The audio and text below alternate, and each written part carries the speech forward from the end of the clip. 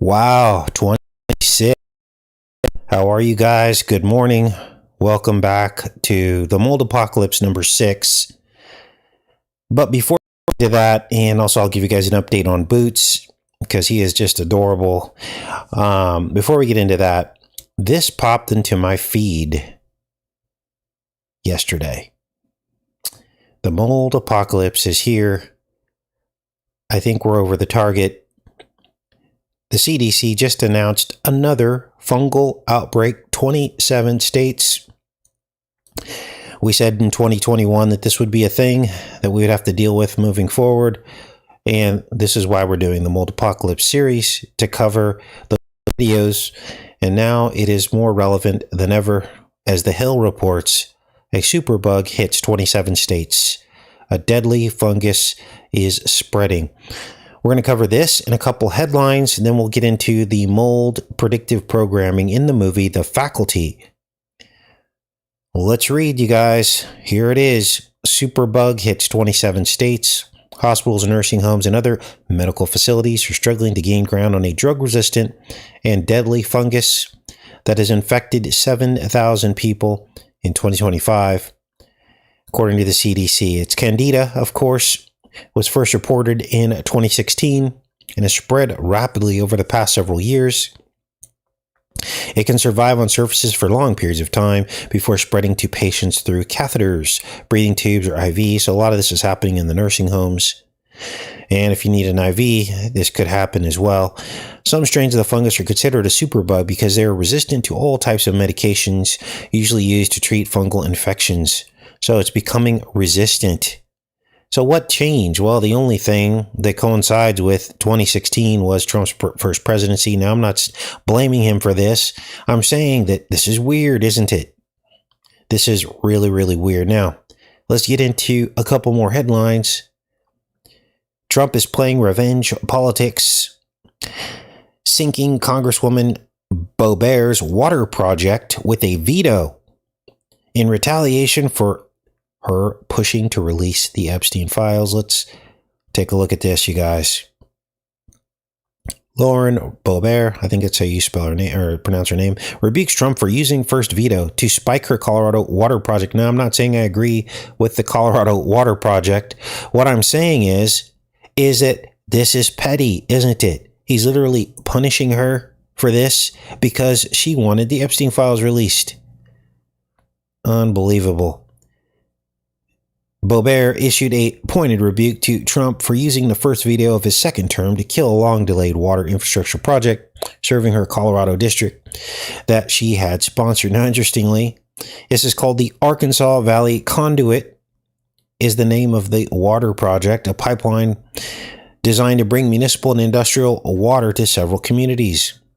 I wonder if they're getting the water from Arkansas. That's weird. Enough is enough. My administration is committed to preventing American taxpayers from funding expensive and unreliable projects, said Trump. Where have we heard this before? Enough is enough. The Illuminati playing cards. Enough is enough. Many people believe this was Trump.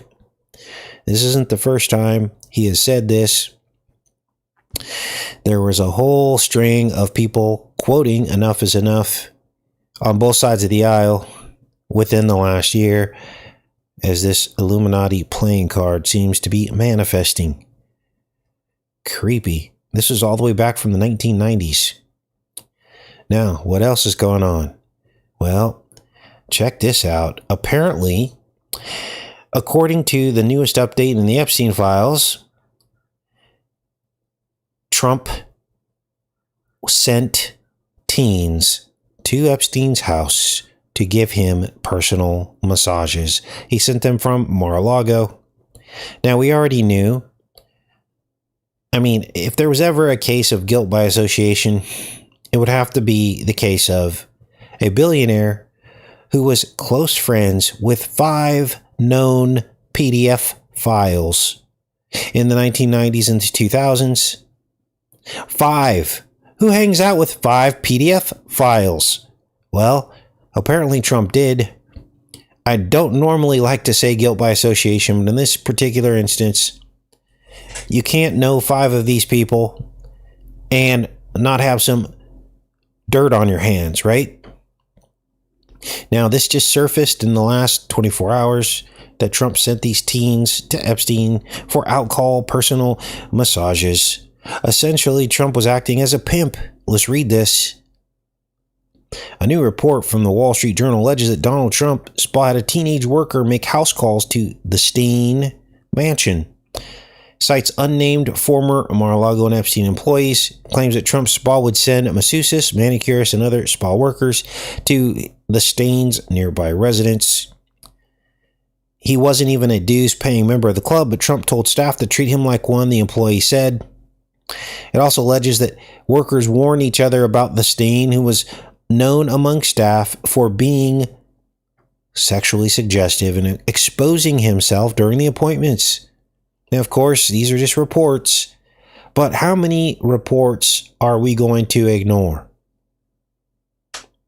Carolyn Leave It Alone Levitt said in a statement to the Journal that the publication was writing up fallacies and innuendo in order to smear the president. Wow. Now, it appears as though these teens were 18, so they weren't underage, but this is still very weird, isn't it? They claim that these house calls that he had pressured them for sex. You guys, I believe what's happening here is judgment on America. They've politicized this to the point where either people are going to give Trump a pass, they're going to look away from the sin and believe nothing happened, or they will come to terms with the truth and understand the way politics works, and these people are all on each other's side. Those are the two outcomes at this point. Now, let me give you one more update on the headlines, and we'll get into this mold apocalypse. Trump is literally now saying he is going to put U.S. troops on the ground in the Craine. You can't make this up. He says he discussed American troop presence with representatives of the Coalition of the Willing. Now, there were grumblings about this before, and there are certain groups that are voluntarily going over there to, quote unquote, help Zelensky. But this is now going to be official, where they could actually be sending U.S. troops. Let me check in with you guys. We'll get into the faculty. Good morning, everyone. 2026, can you believe it? Here we are. Now, what do you guys think's going on with all this? I want to get your take before we get into the faculty. And while I read your comments here, it's now official. Boots is an outdoor cat. I went out to the garage this morning to change his litter box about 6:30, and he came in through the cat door. He was outside in 30-degree weather. I was like, dude, what are you doing? You have a heat lamp right here. Why are you outside? But that's what cats do. It was like 30 degrees last night. He was out hunting, and he thanked me for cleaning his litter box and gave me a hug and a pet. And then I picked him up and I put him where the heat lamp is. I'm like, dude, here's the heat lamp. If you want to stay warm, I put a blanket out there for him. But he's out hunting, so that's what they're supposed to do, right? I'm just shocked at how quickly he adjusted. Now, he already has his winter coat because there were a couple freezes while he was at my friend's house when I was in California, and he was an outdoor cat over there. And he learned from the other cats how to use the door and all that, and they were out hunting. So he's already used to the outdoors, so I don't want you guys to worry about him. And I'm still going to keep the heat lamp on in the garage at night. I'll put it on a timer on the, whenever it's sub-zero temperatures. Now, my question to all of you is, do you, for those of you that have cats, do you also feed them table scraps? I'm just curious. My friends do. They'll basically put down any leftovers they have, and they'll let the cats eat it, and they just gobble it up. But I'm just curious. Victoria says, Inky prefers to be outside even with feet of snow. Oh my gosh. Wow. Yeah, cats are just amazing. And if you think about it, all the other furry creatures out there, they're all out there running around in sub-zero temperatures as well, aren't they? I look outside and there's squirrels and all kinds of stuff out there. So I don't care. What's funny is those cat snow videos. Those are amazing and funny. I just crack up sometimes watching the feed. But so most of you feed your cat table scraps. Okay, cool. Are there any no-nos, things I shouldn't feed him from the table that will make him sick or make him get diarrhea or something? Stacy says, my kitty is curled up my feet in a heating pad.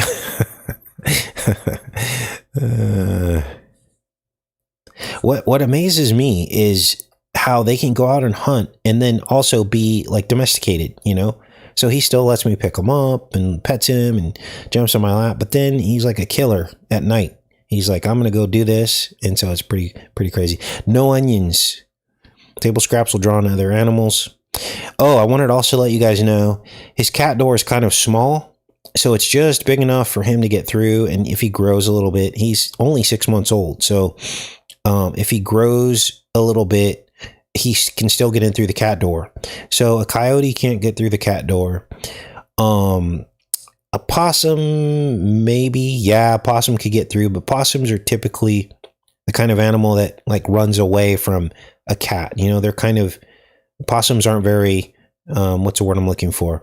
They'd rather stay away from a cat, right? And as far as I know, most animals don't like to go into a place where they don't see an exit to get out of, right?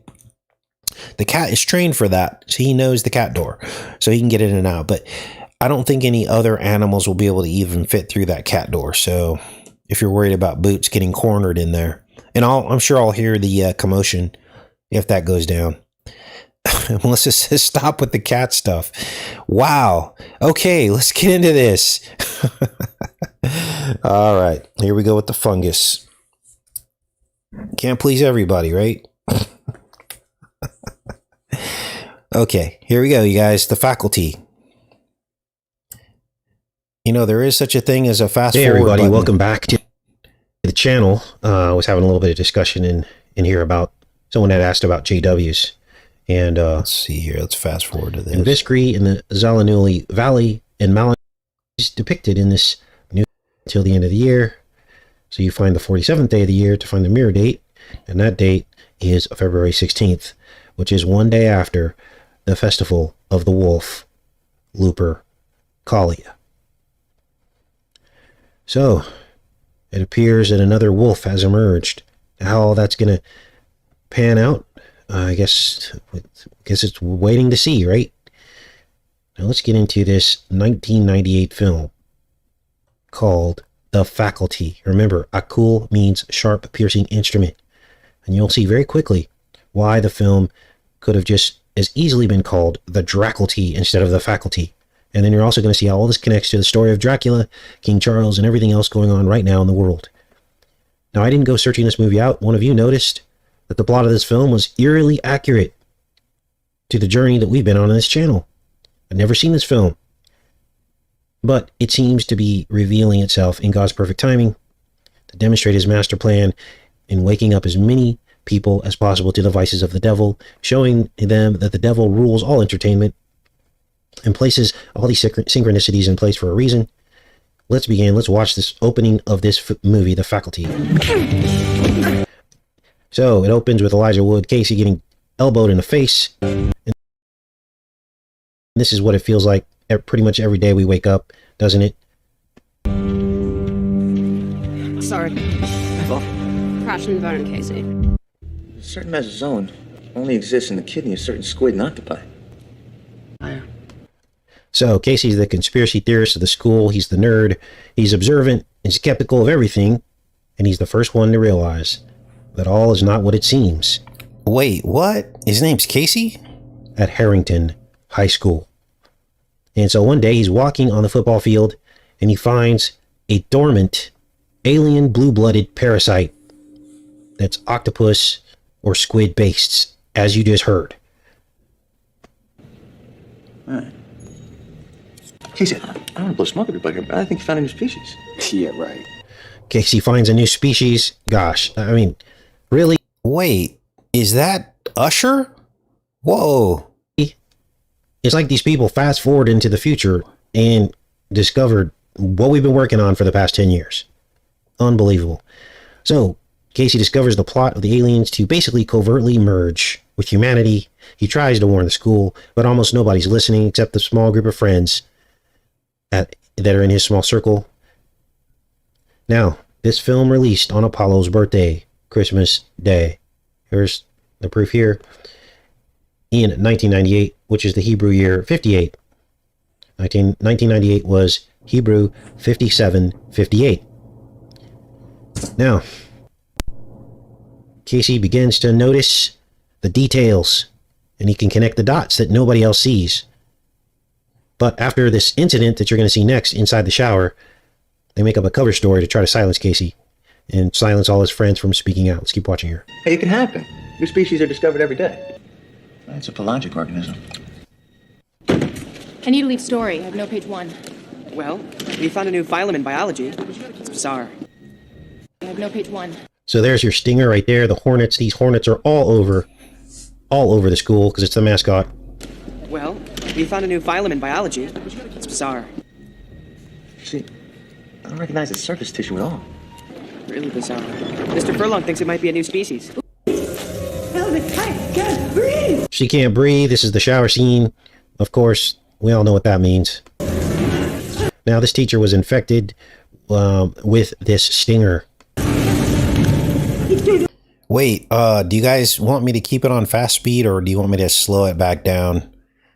Let me get a vote from you guys on that. That is so creepy. Okay. Stranger Things Season 2 on Hydra, says Raw Jones. Do you guys like it sped up or do you want me to play it at normal speed? Ushering in the Antimatter Antichrist. You know what came to mind with Usher was, remember he did the Super Bowl. Remember that? We decoded that. That was crazy. It's good. You guys like the speed? It's okay. Speed always. Fast is good. Okay, good. Let's keep going here. They want everyone. They want everyone. Casey? Now, I took out some of the more gory parts of this, so don't worry. Like, I'm not going to show you anything crazy, but there was a lot of gore in this, but I'm shielding your guys' eyes from it and just telling the story the best way I can. So, here's the part with the cover-up, right? And this is what they're trying to do. They want people to shut up. They want you to talk.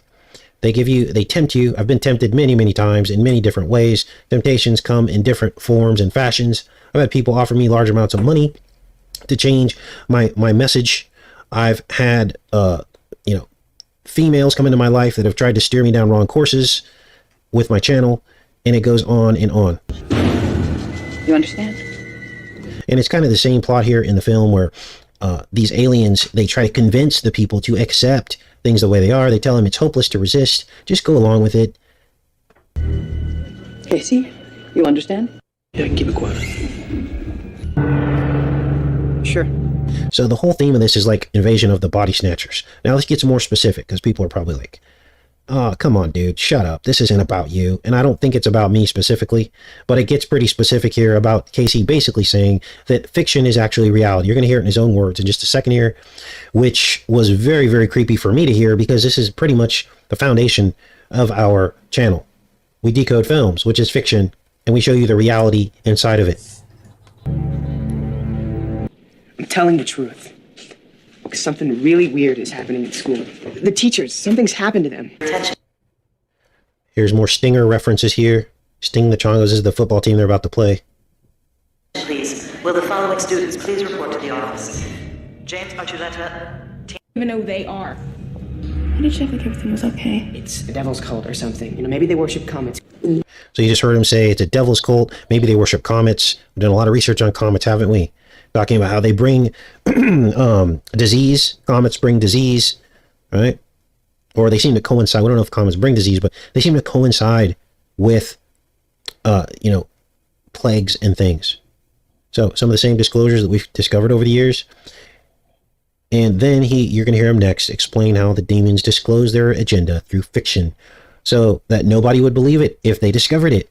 You guys have heard me say that many, many times. Let's watch. Invasion of body snatchers. Small town gets taken over by aliens. I think something's taking over our school. Body snatchers is a story somebody made up, dingus. It's located in the fiction section of the library. Yeah, so I'm pausing this because I don't want to get this video definitely not copyrighted because, it won't get out to the people it needs to get out to. But listen to this. Schindler's List. Look, all fiction is based on some truth, right? How do we know this writer guy Check the name. didn't encounter aliens in his high school, which led him to write a book about an alien invasion? Your conspiracy theory is flawed. So he's talking about truth and fiction.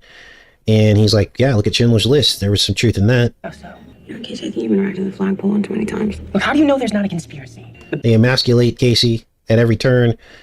Basically, he doesn't get any girls. They haze him. They ram him into the flagpole between his legs. Some days it feels like that. Point is, they're here, they've been here, and they're here again. Everybody gets hung up on the science part, which has nothing to do with it. They're getting at us to the fiction. Maybe they're aliens themselves. Maybe they're simply preparing us for what's to come. You know what, Casey? It's fiction, okay? It's science fiction. And this is what we are told every single day we wake up on this channel, isn't it? It's just fiction. You're crazy. There's no way. And that is exactly the strategy that they use. They fictionalize the truth so that nobody believes it once they discover it. It's the perfect way to do it. If I was in control, that's exactly what I would do. I would make fiction of everything that I would be accused of, and then nobody would believe it because they'd say, you saw that in a movie. Exactly. Maybe the X-Files is right. And where do all these movies come from anyway? How do we know Spielberg, Lucas, Sonnenfeld, Emmerich haven't been visited by aliens? Aliens have just been setting us up over the years, creating this happy little make-believe existence with their E.T. and their Men in Black movies just so that nobody would believe it if it Wow, it's pretty specific, right? existence with their E.T. and their Men in Black movies just so that nobody would believe it if it really happened. I think so. Yeah. But it's kind of cool. You're not buying this, are you? No, I'm not.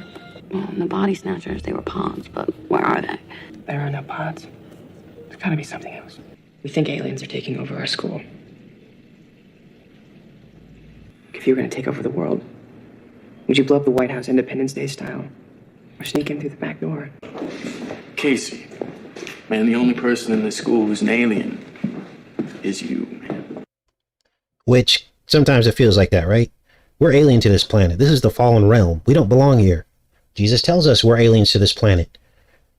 He says, keep your eyes fixed on heaven. He says, do not love this world and the things in it. You're in the world, but not part of it. Is what he says over and over again.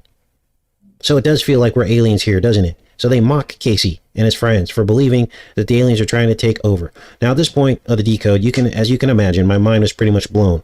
And when I opened up yesterday's show, I had just finished typing up the show notes for today's show. And so I kept watching. And that's when the Hydra appeared. Now, many of you know I was reluctant to accept the Hydra symbolism that was all over the place in Hollywood. I was reluctant to accept it because of the messenger who delivered the message and the ties and roots of that person and them believing in Trump and all this. But now it appears as though there's something to this because, as you can see, what is this? Who is this? Jon Stewart here? His fingers get cut off. And this organism, which is identified later in the movie as a parasite, is Hydra-based. Squid, octopus, blue blood based. And it can regrow and clone itself. It can also regrow appendages and reattach itself to its appendages.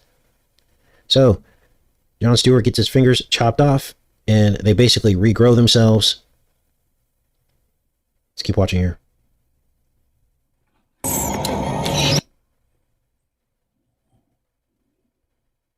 There are the fingers. Now, the aliens basically infect and convert one by one all of the faculty, and then they start going after the students, and they do it by piercing them in the ear with this tongue-like projection. Let me just back this up, which you can see coming out of Jon Stewart's mouth, and that's how they insert the parasite into the human, through their ear, through the side of their head, and it goes into their brain. But their weakness of these parasites is that they need water, and lots of it. That's why you saw the water jugs being carried in. And this student here, let me fast forward here. Let's get an image of him here. this guy right here, he's like the druggie of the school. He sells drugs, but he's like super, super smart. And he helps solve the mystery. But basically, he makes designer drugs and like hands them out to everybody. And he realizes by accident when he stabs Stuart in the eye with this drug that he's got, basically it's stored in these pens, like a pen that you write with. They empty out the pen. He puts this powder-like substance in there, which is basically like some kind of stimulant. It's actually mostly made of caffeine. And they determined that this caffeine causes them to dehydrate, and it kills them pretty much instantly. So he takes this designer drug that's loaded into a pen, a blue pen nonetheless, and he pokes it into the eye. And I'm not going to show you that because it's pretty gross, but basically he pokes the blue blood pen into the pineal, which is the brain, and that's how they kill these people. Now I'm going to go back in the chat and I want to see what you guys think the blue pen with the white powder in it symbolizes. What does the blue pen and the white powder symbolize? I gave you some clues. Probably the pen is like the pineal, and because they stab it right into the eye or the pineal position of the brain, but it's blue blood, isn't it? It's the blue blood. That's what I think it is. Now, as I'm waiting for this chat to catch up and see what you guys think the blue pen symbolizes, or if you think I'm right about what I just said, you probably also saw Usher. Usher also appears in this film. This is before he gained fame as a music artist. Haven't heard too much about Usher lately, but he was one of the top artists in the world, I think in the late 90s or early 2000s, before or right after this film became popular. Okay, see what you guys are saying here. A crenodrome, okay. Negative blood, EpiPen, yes. Serpent seed, yeah, serpent seed, absolutely. The blue pen. In other words, the goal of the enemy is to put the blue inside your pineal gland, to infect you with the twin spirits, to fill your lamp of your body with darkness instead of the light. All right? That's what I believe this is really about. Now, let's keep going with this. Because at this point, it becomes very hard to determine who's infected. They can't really figure it out because everyone's getting infected and they're worried about infiltrators. So what they do is they force each other to snort this designer drug to make sure that they haven't been infiltrated. Who goes first? Well, of course, it's Casey. And this is where you're going to hear them mention birthrights. Could I have proof? Remember, Casey's very detail-oriented. He picks up the fingers. He wants to make sure there's proof of all this. See, it's a parasite. It attaches itself to a host, kills it, and then it controls it. They're just turning us into mindless slaves they can control. They're using us as hosts. How do you know that? She doesn't. She's a Trekkie sci-fi freak. Who's been right so far? Casey. Casey gets the first dose. Now, what could all this mean? Obviously, I don't do drugs. I don't believe in drugs. But what is this about? Why me first? It's your birthright, man. Just Who killed the queen? She's a Trekkie sci-fi freak. He says it's your birthright. Take it. been right so far. Casey. Why me first? It's your birthright, man. Just It's your birthright. Now, what does all this mean? Well, I believe each of us have predestined roles to play in the fight against the enemy. We know that Jesus came for all bloodlines, Jews and Gentiles, if you make the right choice to believe in him and be saved. And we know that not all people who carry more of the blue bloodline are evil, but they have to fight their evil tendencies and their sin every single day, just like God told Cain. He said that sin would be crouching at the door, waiting for you. But he also gave him a chance to fight against that if he chooses good. It's in the book of Genesis. And so I began to wonder what this scene could mean. And maybe it's that Casey has to show the world about the blue bloods. So he has to be the first to basically take it and show the world about what's really happening here, what the Bible's really about. That it's about two dueling bloodlines since the beginning. Organized Christian religion has largely ignored this fight. But it is the first prophecy of the Bible that the woman shall be bruised in the heel and the serpent bruised in the head. The seed of the woman, the seed of the serpent. Two seed lines. And everything after that in the Bible is God's seed line, the Israelites, the 12 tribes of Israel, under Seth, under who's Noah's son, whose name started with an S as well, who was basically Seth's descendant. They were fighting against the Cain bloodlines, the Canaanites, the Philistines. All of them fell under Ham's bloodline, which was the serpent bloodline, and before, and under Cain's bloodline. That's what the entire Bible is about. Jesus even called them out. He called out the Pharisees. Where do you think the word Pharaoh came from? Pharaoh was the Egyptians under Mizraim, which is the very first time Egypt is mentioned in the Bible. Egypt translates to the word Mizraim, which was the son of Ham. So even after they got off the ark, Mizraim basically started the pharaonic bloodlines. It's the very first time Egypt is mentioned in the Bible was after the flood. So what did the Pharaoh do? Enslaved God's people, enslaved the bloodline of Seth and the 12 tribes of Israel. You see how this has been the whole entire Bible. The whole theme is the serpent seed line versus God's holy seed line. Christ was born out of God's seed line.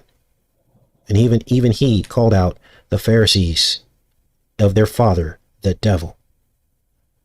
So Casey's given the, whatever you call it, the torch, given the word, given the knowledge of the blue bloods to speak it. I don't want to call myself a prophet, but I guess prophesy against the blue bloodlines that rule this world and oppress God's people, which is what they're doing right now, oppressing God's people. You guys see it on this channel? Always oppressors, always a couple that come in. Our channel never grows because we're just oppressed.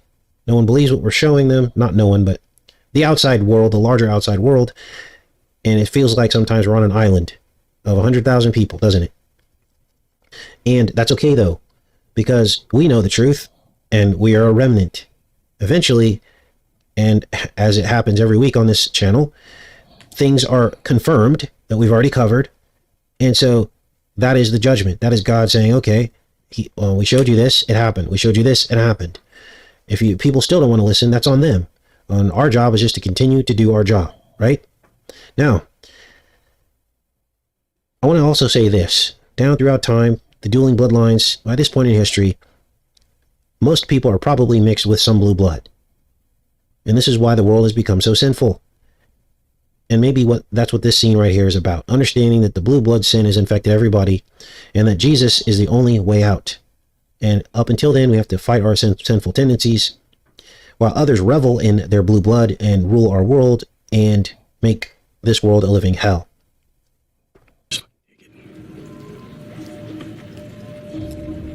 We kill the queen. We can get them all back. We kill the queen. We can get them all back. So at this point, Casey discovers that this is a hive organism. That's where I got chills, because he says that they have to kill the queen to get them all back.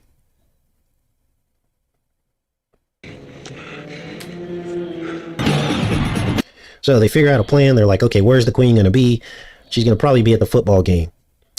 Listen to the song they're playing at the football game.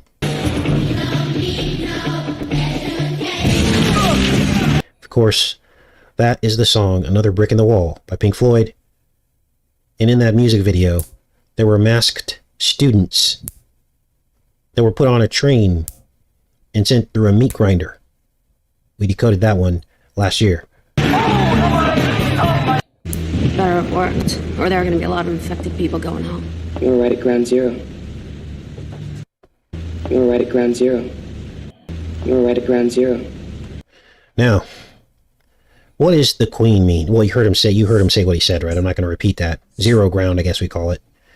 I think the queen here is a metaphor for finally understanding that the devil sits atop the world as the ruler, and that we should put no faith in any of these leaders or any of their agendas, and helping people to finally realize that and how we get them all back. That's what Casey was really talking about here.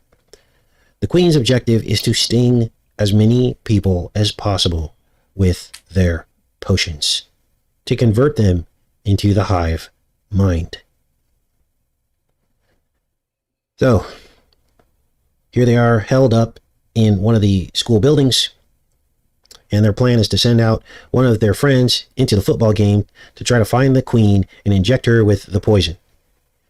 And you just heard Casey mention zero ground. This was 2 years before it happened. This was in 1998. And then Casey removes this folding chair barricade from the doors. And on the chair is the abbreviation for the high school. The acronym for the high school. HHS. Health and Human Services.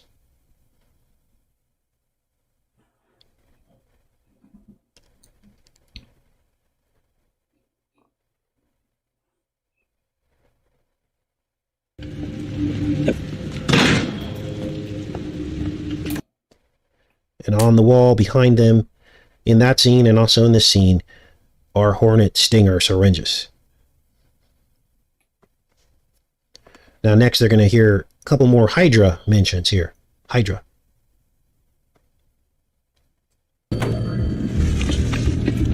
This lady got her head chopped off. Obviously she turned into a Hydra to try to find the rest of her body.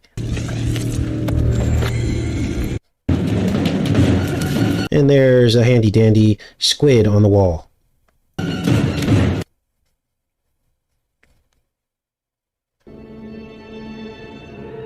Don't you want that, Casey? I can make you a part of something so special, Casey. So perfect. So fearless. Fine. All right. Have it your way. Because this is where your land of fiction gets it right. We win. End of story. So, the parasite never stops trying to tempt the holdouts to just go along with the master plan.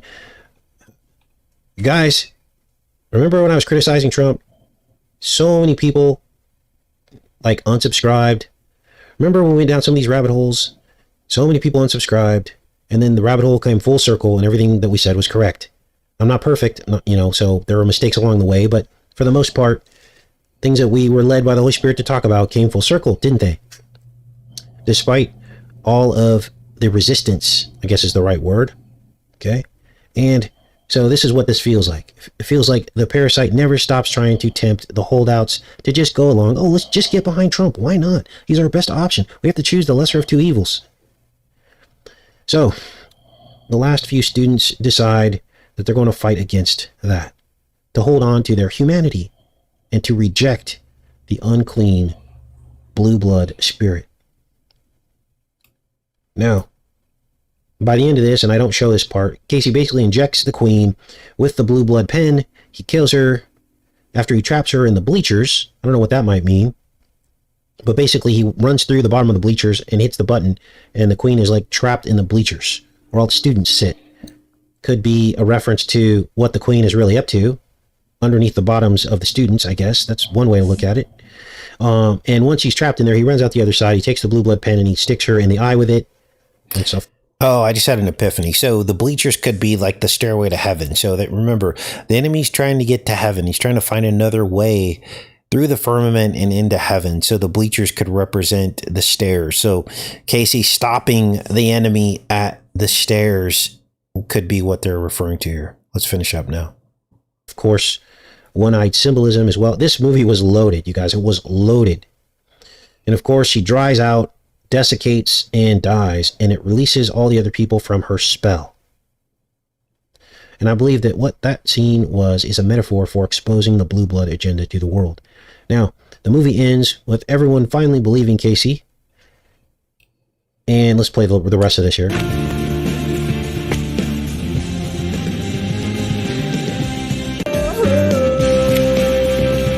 Little Monarch programming there, of course. So how does it feel to be a hero? It's alright, guess.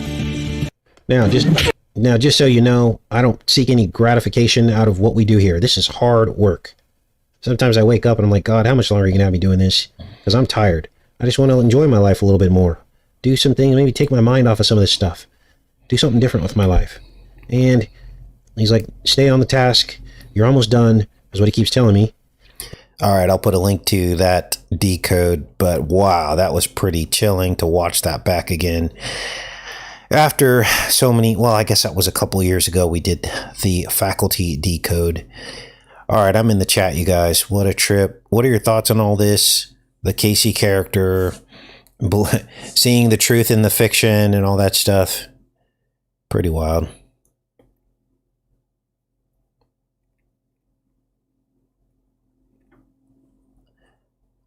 The hero always gets the girl, says Mike. Remember, everything's backwards in this reality, right? So our reality rewards narcissism, evil, wealth, toxic masculinity, right? Whereas if you think about who Jesus represented, it was the opposite of all that, right?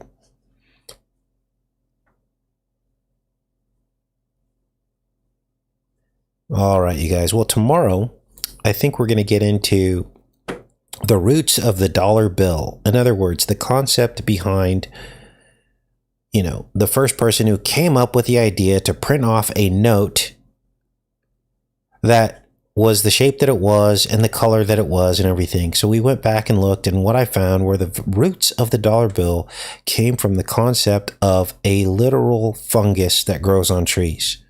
So think about that for a minute. Spiritually, a fungus that grows on trees. People are trees. We have a crown, we have limbs, we have a core, we have a trunk, we have fingerprints that look like tree rings, right? We set down roots. And so if a fungus is growing on a tree, that would represent money essentially deteriorating and degrading you from, or the beginnings of death. Let's call it that. Okay. The love of money is the root of all evil. So that will be tomorrow's show in the Mold Apocalypse series. I think we're on number 6 or 7, right? Oh, yeah. Yeah. Cheryl says the fog. Cheryl doesn't live too far away. And yeah, it was creepy fog this morning, wasn't it? It did reach all the way up here. At first, I thought it was like my fireplace, or I thought maybe it was smoke from fireworks. But no, there was a fog and it burned off pretty quickly. But there was fog early this morning. So pretty weird. Money grows on trees. Wow, good one. Yes, that would confirm the fungus dollar bill connection. Money growing on trees. It literally does grow on trees. So, all right, you guys. Well, I guess I'm out. I'll see you guys tomorrow morning, a little bit earlier. Much love, everybody. Take care.